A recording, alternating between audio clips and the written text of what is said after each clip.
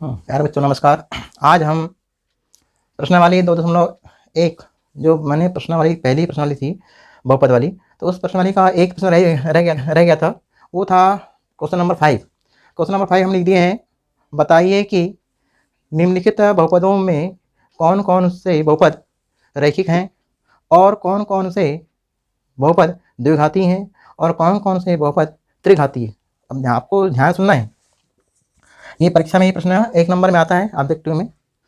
तो ये बताइए कि यहाँ यानी जो 1 2 3 4 5 6 7 यानी दिए गए हैं बहुपद। इन सातों बहुपदों में रैखिक बहुपद, द्विघाती और त्रिघाती है ना। तो रैखिक यानी आपको मैंने बता दिया था कि रैखिक बहुपद किसे कहते हैं कि जिस बहुपद में चर राशि पर एक घात हो, है ना, चर राशि पर एक की घात हो, वह यानी बहुपद यानी कहलाता है रैखिक। और यदि किसी चर राशि पर दो घात हो वो कहलाएगा द्विघाती, और यदि किसी बहुपद पर 3 घात हो वो कहलाएगा त्रिघाती। तो आपको यानी मात्र छांटना है, यहाँ से इन 506 में से आपको छांट के लिखना है कि रैखिक वाले कौन कौन से हैं। तो देखिए यानी हम उत्तर में लिख रहे हैं रैखिक बहुपद यानी रैखिक बहुपद। अब आपको बताना है कि यहाँ से क्या पहला वाला रैखिक बहुपद है? नहीं है। क्यों नहीं है? क्योंकि यहाँ x के ऊपर 2 घात है। जब यहाँ x के ऊपर 2 घात है और x के ऊपर 1 घात है, मतलब है कि अधिकतम घात 2 है। हाँ, यहाँ पर यानी एक पदी, द्विपदी, त्रिपदी से मतलब नहीं है। यहाँ आपको घातांक देखना है। चर राशि पर क्या है? घातांक, यानी घातांकों से तुलना करना है, पदों से तुलना नहीं करना कि 1 पद 2 पद 3 पद, ऐसा नहीं। यानी 1 2 ऐसा नहीं, ये 1 पद ऐसा नहीं। यानी ये एक पदी यानी मतलब एक पदी, द्विपद और त्रिपद की पहचान आपको नहीं करना है। आपको करना है इनके घातांकों, घातांक, इनके घातांक में क्या लिखा है। यदि यानी चर राशि पर यदि एक घात है तो वह कहलाएगा रैखिक बहुपद। रैखिक बहुपद में कौन सा प्रश्न है? ये दिख रहा है कौन सा वाला? ये है आपका चौथा। तो चौथे नंबर का प्रश्न जो है वह यानी आप कौन सा है? वो है रैखिक बहुपद है। ठीक, एक मिला। ठीक, ये मिला। दूसरा क्या है? दूसरा यानी 3t, ये भी यानी दूसरा यानी 5वें नंबर का। तो 5वें नंबर का जो सवाल है वो भी यानी प्रश्न, वो भी यानी रैखिक बहुपद है। क्यों है? क्योंकि इन चर राशि पर कितनी घात है? 1। यहाँ कितनी घात है? 1। ठीक है। अब यानी दूसरा यानी पहला हो गया। दूसरा है द्विघाती। तो द्विघाती बहुपद यानी क्या होगा?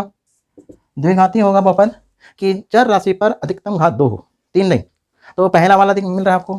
तो पहला यानी क्या दिया है? x के ऊपर 2 की घात धन x, ये आपका यानी द्विघाती बहुपद है। फिर और देखिए कहाँ पर है, ये हो गया दूसरा। तीसरे नंबर का है। तीसरे नंबर में भी क्या लिखा है? तीसरे नंबर में लिखा है y चर है ना, y प्लस y पर 2 की घात धन 4। ठीक है ना, ये भी आपका यानी कौन सा है? द्विघाती है। एक और है यहाँ पर छठवां। तो छठवां नंबर का प्रश्न भी आपका द्विघाती है, भले ही एक ही पद है। ये है rp वर्ग। ठीक है, ये यानी जो प्रश्न है ये द्विघाती बहुपद कहलाते हैं। अब यानी अपन नंबर 3 अपन बोलते हैं त्रिघाती। ये आपको यानी छांटने आता है पेपर में। तो त्रिघाती बहुपद, तो त्रिघाती बहुपद में क्या आएगा? त्रिघाती बहुपद में यानी चर राशि पर जो आपकी चर राशि है, x है, y है, t है ना, r है, ये सब यानी जो अंग्रेजी वर्णमाला के जो अक्षर होते हैं अल्फाबेटिकल, ये पूरे यानी चर राशि होती है। और जो उनके यानी 3 है 4 है जो नंबर्स हैं वो अचर राशि होती है। तो यहाँ पर यानी त्रिघाती बहुपद की पहचान करना है तो आपको देखना है कि चर राशि पर 3 घात, अधिकतम घात 3 वाले कितने प्रश्न है। तो ये क्या प्रश्न नंबर 2 है ना। तो आप लिखोगे दूसरे नंबर का प्रश्न यानी त्रिघाती है, x माइनस एक्स के 3 की घात। ठीक, फिर यानी एक कौन सा दिया है? त्रिघात, यानी ये लास्ट वाला 7वां नंबर। तो 7वें नंबर में भी यानी एक ही पद दिया है, लेकिन यानी घातांक कितनी है? x पे 3 की घात है। मतलब आपको यानी x पे 3 घात, जितने यानी सबसे बड़ी घात आपकी क्या है? 3। तो ये कहलाता है त्रिघाती। यदि सबसे बड़ी घात 2 है वो कहलाता है द्विघाती, और यदि यानी चर राशि पर 1 घात है वो कहलाता है रैखिक। ठीक, समझ में आ गया आप लोगों को? चलिए, ये प्रश्न छूट गया था आप लोगों का, ये हमने बता दिया आपको। ठीक है, बना लीजिए इसको। अब मैंने इसके बाद यानी अब ये प्रश्नावली हो गई पूरी। अब आते हैं अपन लोग बहुपद के शून्य के बारे में दिया है। तो बहुपद के शून्य के जो होते हैं प्रश्नावली 2.2 में आप प्रश्न पढ़ते हैं। तो पहला प्रश्न क्या दिया है? निम्नलिखित, अब देखिए ये जो प्रश्न है, अब इस प्रश्न में अपन लोग ये जो दिया गया बहुपद है, इस बहुपद में जो नीचे में 3 प्रश्न दिए गए हैं। पहला है x बराबर 0, दूसरा है x बराबर -1 और तीसरा है x बराबर 2। अब ध्यान देना है कि ये जो x के जो शून्य है, x का मान -1 है, x का मान 2 है, तो इन मानों को आप क्या रखना है, ये जो आपका बहुपद है इस बहुपद के ऊपर, यानी ये जो आपका बहुपद है 5x - 4x का वर्ग धन 3 के मान ज्ञात करो, है ना। तो आप यानी मान निकालना है आपको, हल बहुत यानी सरल है, आपको हल करना है, बस इजी है। तो दिया क्या है, बहुपद px बराबर 5x - 4x पे 2 की घात धन 3, ये आपका ने बहुपद दिया हुआ है ना। अब यानी जो px है बहुपद है, तो अपन सबसे नंबर 1 पहला है x बराबर 0, x बराबर 0 मान रखने पर, चलिए अपन इस बहुपद में x के स्थान पर हम मान रखते हैं 0, ठीक है ना। जब x के स्थान पर यानी 0 रखेंगे तो कितना आएगा, यहाँ पर पहला है P0, आपका बहुपद P है, Px है, तो P0 बराबर 5 गुणित 0 माइनस 4 गुणित 0 के ऊपर 2 की घात फिर धन 3। अब यानी 5 का 0 में गुणा करो, 5 शून्य 0 माइनस यहाँ पर ने 4 गुणित 0 का वर्ग 0 होता है धन 3। अब यानी क्या होगा, अब 0 होगा, 4 में 0 का गुणा करो, 4 शून्य 0 धन 3। अब इस 0 पर हट जाएगा तो उत्तर आएगा 3, यानी आपका जो P0 है, P0 का मान कितना आया, P0 का मान 3 आया, ठीक है ना, P0 का मान 3 आया। अब यानी इसके बाद में जैसा हमने P यानी x बराबर 0 रखे, अब आपको x का मान रखना है -1, x बराबर -1 मान रखने पर, यानी आपको मान रखना है, ये जो मान आपके प्रश्न में दिए हैं, पहला x बराबर 0, x बराबर -1, x बराबर 2, ये मान आपको यहाँ रखना है बहुपद में, और मान निकाल लेना है, बस मान ज्ञात करो, तो आपको मान रखना है। तो मान जब रखते हैं क्या आएगा बताइए, यह आएगा P1, यानी आपका बहुपद यानी Px है, तो P1 बराबर होगा 5 गुणित 1 -1 है ये, 5 गुणित -1 है ना, फिर माइनस 4 गुणित -1 पर 2 की घात धन 3। चलिए अब कितना आएगा, P-1 बराबर होगा -1 का गुणा करो 5 में, तो -5 आएगा, ठीक है ना। फिर ये जो -4 है, -1 पे वर्ग है ना, अरे -1 पे जो वर्ग है तो आपको गुणा करना है -1 गुणित -1, तो कितना होगा, +1 होगा, ध्यान से समझना इसको, है ना, कितना होगा, +1 होगा, क्योंकि यहाँ पर इन्हें 2 घात है तो 1 होगा। अब यहीं कितना हो जाएगा, -5, अब इन्हें 4 का यानी गुणा करो 1 में, 4 एकम 4 धन 3। अब ये दोनों समान चिन्ह में है, 5 और 4, तो ये हो जाएगा -9 धन 3। अब क्या हो जाएगा, असमान चिन्ह हो गया, असमान चिन्ह घटता है ना, तो कितना आ जाएगा बताइए घटा के आप लोग, है ना, कितना आएगा बताइए, -9 में से 3 घटाएंगे धन में है, अरे 9 माइनस में है, तो इसका जब उत्तर आएगा घटाने पर तो -6 आएगा, असमान चिन्ह घटता है और बड़ी संख्या का चिन्ह बचता है, मतलब है कि -9 में से धन 3 घटाते हैं तो -6 आता है, तो -6 जो आया ये यानी P-1 की वैल्यू है, ठीक है ना। ये आपका यानी पहला प्रश्न। एक और दिया है तीसरा वाला, वो है x बराबर 2, तो x बराबर 2 दिया है, चलो अपन इसको बनाए थे यहाँ पर, थर्ड नंबर x बराबर 2,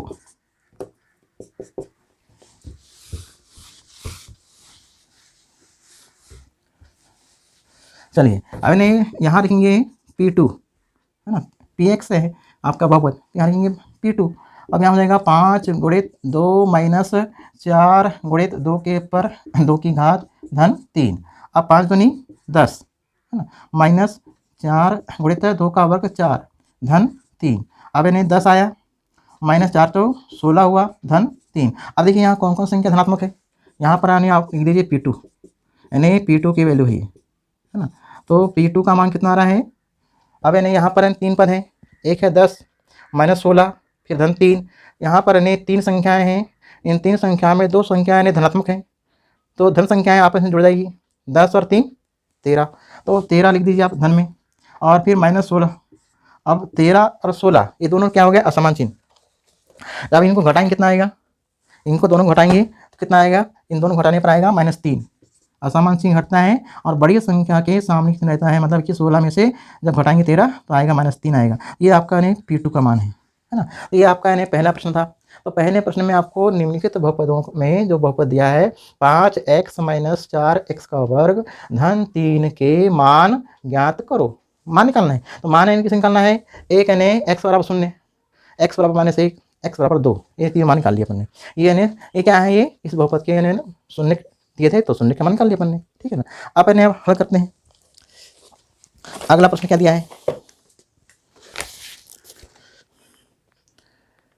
हाँ दूसरा यानी पहला प्रश्न और दूसरा प्रश्न IMP है भाई, है ना। तो दूसरा प्रश्न परीक्षा में आता है। दूसरा प्रश्न देखिए, दूसरा प्रश्न लिखा है निम्नलिखित बहुपदों। अब देखिए इस प्रश्न क्या लिखा है, प्रश्न नंबर 2। प्रश्न नंबर 1 में हमने कैसे बनाया था, उसमें बहुपद दिया था तो वहाँ पर x के मान ने 0, -1 या 2 रखे थे। अब यहाँ उल्टा हो गया, यानी प्रश्न उल्टा हो गया यहाँ पर। यानी कैसा उल्टा हुआ, यहाँ पर इन्हें उन यानी बहुपद के लिए जो नीचे बहुपद दिए गए हैं 3, 4, यानी पहला यानी बहुपद क्या दिया हुआ है, पहला यानी बहुपद दिया हुआ है py बराबर y पर 2 की घात -y और फिर धन लिखा है 1, है ना।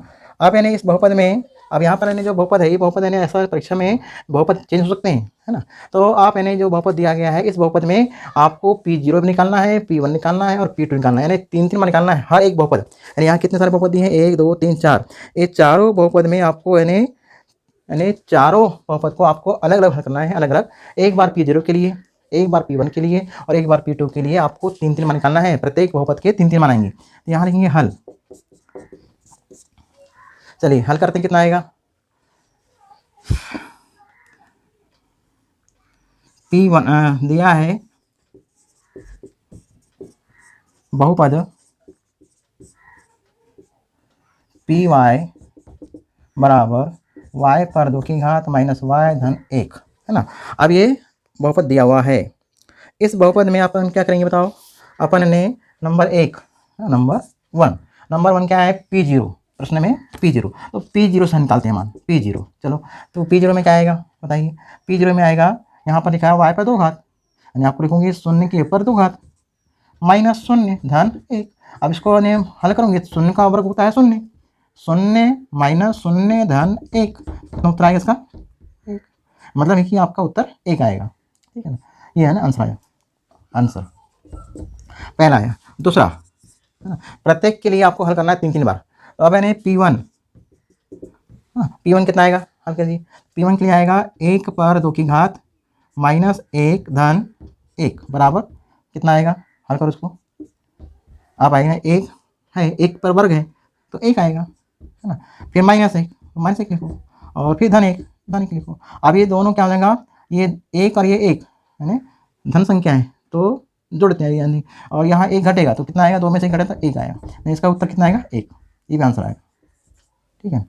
अब यानी तीसरा नहीं, प्रश्न में P0, P1 और P2, अभी कहाँ है P2, तो P2 के लिए हम जो बहुपद है इस बहुपद में रखना है मान, है ना। तो क्या लिखूंगी, 2 के ऊपर 2 की घात -2, y का मान 2, यानी y के स्थान पर 2 है, y के स्थान पर 1 है और y के स्थान पर 0 है, तो यानी y के स्थान पर 2 लिखूंगी धन 1। 2 का वर्ग होता है 4 -2 धन 1। अब कितना होगा, 4 और 1 5 हुआ, है ना, और 5 में से 2 घटाओ कितना आएगा, 3 आएगा। तो ये ने कितना उत्तर आ रहा है, एक ही लाइन में घटा दिए, ये आ गया उत्तर 3। यानी आपको हर प्रश्न के लिए आपको हल करना है, तो हर प्रश्न के लिए आपको यानी ऐसा उत्तर निकालना है। और दूसरे में क्या लिखा है,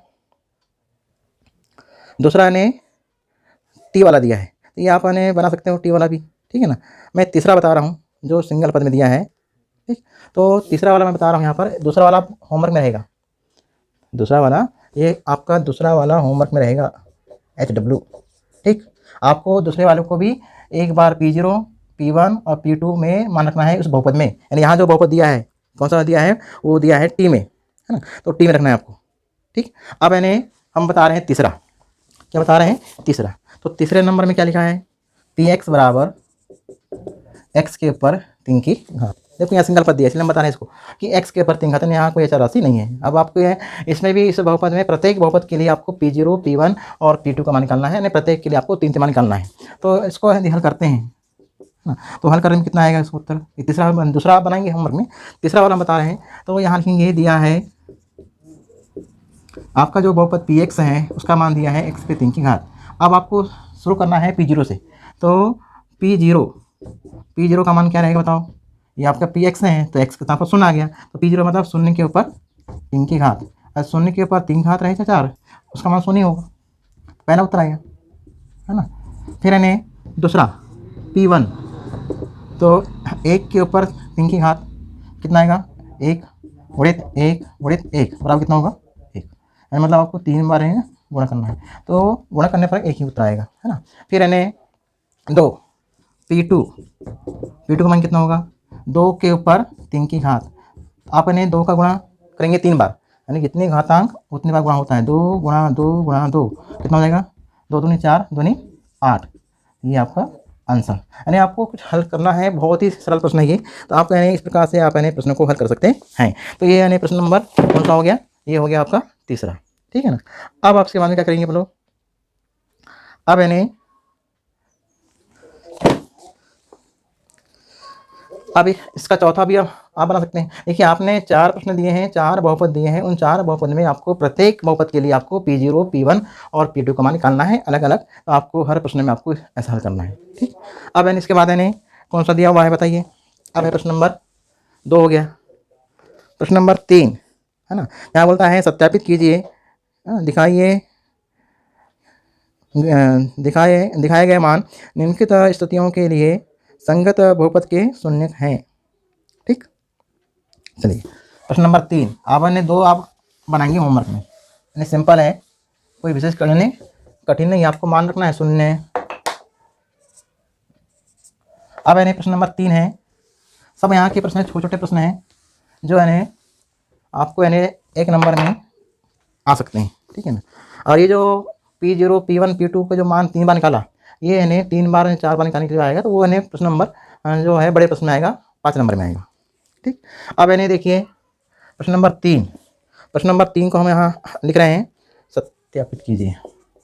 अब आपको देख रहे हैं कि सत्यापित कीजिए कि दिखाए गए मान निम्नलिखित स्थितियों के संगत बहुपद के शून्य हैं। ध्यान से समझना है आपको ये प्रश्न कैसा है ना। तो आप यानी यहाँ पर जो प्रश्न दिए गए हैं 5-6 प्रश्न दिए गए हैं, तो इन प्रश्नों को कैसा करना है।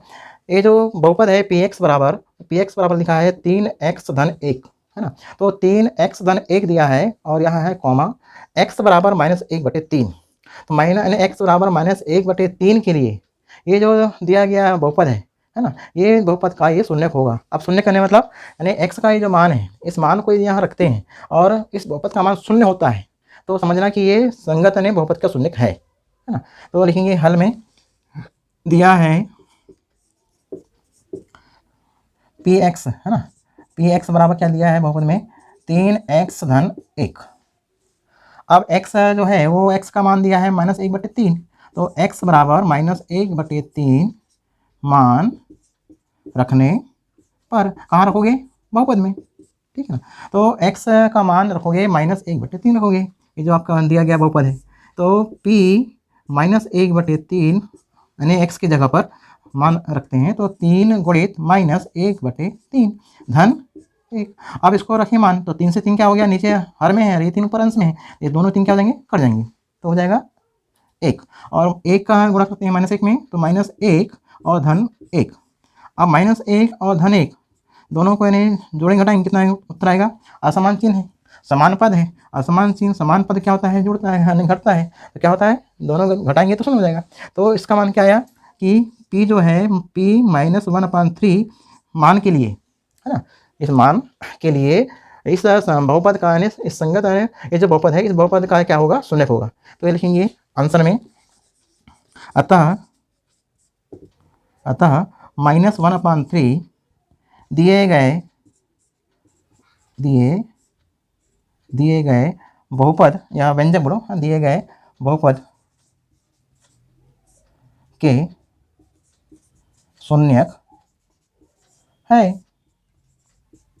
यानी जब यहाँ पर p बराबर यानी p का जो मान अपने रखा -1/3, इसको रखने से शून्य आ रहा है, उस बहुपद का मान शून्य आ गया, तो हम बोलेंगे कि उस बहुपद का ये शून्यक है -1/3। तो आपको यानी -1/3 जो है ये इस बहुपद का शून्यक है। ऐसा आपका आंसर आ गया। तो आपको यानी सभी प्रश्नों को, तीसरे नंबर के जो प्रश्न हैं, ये तीसरे नंबर के प्रश्नों को आप यानी बहुत सारे दिए हैं यहाँ पर, 2 4 6 8 दिए हैं, है ना। इन 8 प्रश्नों को आपको बनाना है, तो सेम ऐसे हल करना है। हाँ, यदि इसे इसका मान शून्य नहीं आता है तो आप यहाँ लिख देना कि दिए गए बहुपद के शून्यक नहीं है, ठीक है ना। चलिए अपने अगला प्रश्न देखते हैं। दूसरा दिया है 5x - पाई। देखिए आप दूसरा बता रहे हैं आपको इसी प्रश्न का दूसरा, है ना। सत्यापित कीजिए कि देने नीचे जो मान दिखाए गए हैं इन मानों के लिए ये जो बहुपद है इस बहुपद के संगत शून्यक है या नहीं, ठीक। अब इन्हें यहाँ पे इन्हें दूसरा प्रश्न क्या दिया है, दूसरा प्रश्न दिया है px बराबर क्या दिया है, px बराबर 5x माइनस पाई, यहाँ पाई दिया है भाई, और x का मान क्या दिया है बताओ, x का मान दिया है 4/5, ठीक, 4/5। अब ये जो x का मान है, कॉमा लगा हुआ है, तो इस x के मान को आपको यहाँ रखना है बहुपद में, और बहुपद में मान रखने के बाद में इस बहुपद का मान शून्य आता है या नहीं आता है वो देखना है। यदि शून्य नहीं आता है तो ये शून्यक नहीं है, इस व्यंजक का या इस बहुपद का शून्यक नहीं है। तो हम लिखेंगे दिया है px बराबर 5x - पाई। अब यानी x बराबर 4/5 मान रखने पर, चलिए मान रखो, तो कितना होगा, p × 4/5 का मान हम रखते हैं, तो यहाँ आएगा 5 × 4/5 माइनस पाई। ध्यान से देखो ऐसा आ गया, यानी x की जगह पर हमने रख दिया 4/5। अब 5 कहाँ हर में है और ये 5 ऊपर अंश में है, तो ये दोनों 5 क्या हो जाएंगे, कटेंगे, तो उत्तर आएगा 4 और माइनस पाई। अब यहाँ शून्य आया क्या, नहीं। जब यहाँ शून्य नहीं आया तो हम क्या बोलेंगे, यहाँ पर शून्य नहीं आया, यहाँ आया 4 माइनस पाई आ रहा है ना। तो p × 4/5 की जो वैल्यू है ये मान कितना आ रहा है, ये मान आ रहा है 4 माइनस पाई। अब क्या लिखेंगे आंसर में, आंसर में लिखेंगे अपन लोग, बताइए क्या लिखेंगे आंसर में, है ना। तो लिखेंगे अतः 4/5 दिए गए व्यंजक या बहुपद जो आपको लिखना है ना, तो दिए गए बहुपद का शून्यक नहीं है। सब बात कि जब इन्हें शून्य नहीं आया तो नहीं है, अरे शून्य आ गया यहाँ पे तो है शून्य, और शून्य नहीं आया तो नहीं है। सब नहीं, आपको यानी हल करना है, प्रश्नों को हल करने के बाद ये देखना है कि जो प्रश्न नंबर तीसरा है उस तीसरे प्रश्न में यानी 8 प्रश्न दिए गए हैं, उन 8 प्रश्न में जो x की जो वैल्यू दी है उस x की वैल्यू को इस बहुपद में रखना पड़ता है x के जगह, और x के जगह पर जो मान रखोगे और रखने के ऊपर यदि शून्य आ गया है मान, तो आप लिख देना कि ये जो मान है x का यह इस बहुपद का शून्यक है। और यदि मान लो शून्य नहीं आया, शेष पर बच गया यहाँ पर, तो हम बोलेंगे शून्यक नहीं है, ठीक। अब आपको ने इसी तरह यानी मैंने पहले बताया, दूसरा बता दिया, अब आप मैंने इसके बाद नीचे वाले बना सकते हैं, ठीक है। अब आपने प्रश्न नंबर चौथा, चलिए चौथा नंबर आने पढ़ेंगे। तो अने आपने बताइए, यदि आपको इन्हें और लगता है तो और बता देता हूँ। इन्हें 2 सवाल बता दिया मैंने आपको, इन्हें जो x की वैल्यू है उसको यहाँ बहुपद में रखना है, मान रखने के बाद में जो उत्तर शून्य आ गया तो बने बहुपद के शून्यक है, और शून्य नहीं आया तो नहीं है। तो मैंने है वाला बता दिया और नहीं है वाला बता दिया, दोनों बता दिया, दोनों एग्जाम्पल। तो आप इन्हें यहाँ के प्रश्न नंबर तीसरे के जो 8 दिए हैं, 8 में से आपको 5-6 बनाना है, 6 प्रश्न बनाना है। अब इन्हें चौथा नंबर प्रश्न बता रहे हैं जिससे प्रश्न खत्म हो जाती है, ठीक है ना। चलिए अब देखिए यहाँ प्रश्न जो लिखा हुआ है कि निम्नलिखित स्थितियों में से प्रत्येक स्थिति में बहुलक का शून्य ज्ञात करो, है ना। तो यहाँ पर भी यानी 1 2 3 4 5 6 है ना, यहाँ भी 5-6 प्रश्न दिए गए हैं। तो हम पहला बता रहे हैं, पहला क्या लिखा है, px बराबर बहुपद है, px बराबर x धन 5, है ना। क्या लिखा है, px बराबर x धन 5, यानी ये तो द्विपद है, इसका शून्यक तो आराम से निकल जाएगा, है ना। तो हल आपको निकालना है शून्यक, तो आप इन्हें इस बहुपद में जब शून्यक निकालना है तो इस बहुपद में क्या करेंगे अपन लोग, शून्य से तुलना कर लेते हैं, है ना। तो हम लिखेंगे दिया है बहुपद पी एक्स बराबर है ना एक्स धन 5। अब इन्हें यहाँ शून्य रखेंगे तो आ जाएगा एक्स धन 5 बराबर शून्य। चलिए अपन ने शून्य से तुलना कर रहे हैं क्योंकि आपको एक्स का मान निकालना है, एक्स का मान निकालना है, इसलिए अपन ने एक्स धन 5 बराबर लिख दिया शून्य, शून्य निकालना है इसलिए शून्य लिख दिया पर। अब अपन ने क्या करेंगे बताओ, एक्स धन 5 बराबर शून्य लिखिए। अब 5 का करेंगे पक्षांतर है ना, तो एक्स का उत्तर आएगा, तो एक्स का उत्तर आएगा तो कितना होगा, एक्स बराबर -5 प्लस का हो गया माइनस। अब ये जो एक्स का बराबर -5 आया ये इसका शून्य है आंसर। क्या लिखेंगे बताओ, क्या लिखेंगे उत्तर में, उत्तर में लिख देंगे शून्य। अतः -5 दिए गए बहुपद, बहुपद भी लिख सकते हो, व्यंजक भी लिख सकते हो ना, तो -5 दिए गए बहुपद का अभिष्ट शून्य है या का शून्य है, शून्य का है। बस ये आपका आंसर आ गया। आप यानी पहला प्रश्न ऐसा बन गया है ना। दूसरा प्रश्न में यहाँ लिखा है पी एक्स बराबर एक्स माइनस 5। चलिए पी एक्स बराबर क्या लिखा है, एक्स माइनस 5 है ना, पी एक्स बराबर एक्स माइनस 5। अब यानी एक्स का उत्तर निकालो, क्या आएगा, दिया है पी एक्स का मान दिया हुआ है एक्स माइनस 5, माइनस यानी एक्स माइनस 5 बराबर शून्य लिखो, करो पक्षांतर 5 का, तो 5 का करेंगे पक्षांतर यानी कितना हो जाएगा, 5 का होगा पक्षांतर तो -5 है हो जाएगा, तो हो जाएगा धन 5, तो ये क्या हो जाएगा शून्य। तो यहाँ लिखेंगे आंसर में अतः 5 दिए गए, यहाँ कॉमा लगा दो, दिए गए बहुपद का शून्य है, शून्य का है, ये आंसर आ गया। यानी आप यानी क्या करोगे कि ये जो दिया गया बहुपद है उसमें आपको मान रखना है, ठीक है ना, ये आपको शून्य निकालना है। अब इसके बाद में एक और बता देते हैं तो आपके यानी हो जाएंगे बराबर में, है ना। तो अब यानी तीसरे प्रश्न क्या लिखा है, पी एक्स बराबर लिखा है 2x धन 5, तीसरा वाला है ना, 2x धन 5, ठीक। तो 2x धन 5 जो है बहुपद उसका बराबर शून्य लिखो, फिर यहाँ करो पक्षांतर, बहुत आसान है, तो धन 5 का करो पक्षांतर तो 2x बराबर हो जाएगा -5, फिर यानी x में 2 का गुणांक है तो आप x बराबर मान निकालना है तो -5/2। अब यानी क्या लिखूँगी -5/2 दिए गए बहुपद का एक शून्य है, ठीक है ना। ये आपका यानी बहुत ही सरल प्रश्न है, आसान है प्रश्न, आप परीक्षा में ऐसा बना सकते हैं, यानी आपका यानी ऑब्जेक्टिव में ये प्रश्न आ सकते हैं कि ये बहुपद दिया रहेगा और इस बहुपद का शून्य बराबर खलस्थान है, तो आपको यानी हल ऐसा करना है और हल करके -5/2 उत्तर आएगा, उस माने -5/2 को हम उस बहुपद का शून्य कहते हैं, ये उत्तर आ गया, ठीक है ना। आप यानी इस प्रकार से प्रश्नवाली आपकी यहाँ पर खत्म होती है, प्रश्नवाली 2.2, यानी आप पूरे प्रश्न सिंपल हैं, ज़्यादा यानी कठिन प्रश्न नहीं है। अब यानी चौथा, पाँचवा, छठवां ये सब यानी आपके आसानी बन जाएंगे, आराम से बन जाएंगी। पाँचवा में क्या लिखा है 3x है ना, तो 3x क्या करोगे, 3x को 3x बराबर 0, x बराबर 0/3, तो x बराबर 0, तो आप उसका उत्तर 0 आ जाएगा, ठीक है ना। तो आप यानी क्या करोगे, तो इन प्रश्नों को आप घर पे जो छूट गए हैं प्रश्न उनको आपको घरे बनाना है होमवर्क, ठीक है ना। तो आज के लिए इतना काफ़ी है, थैंक यू।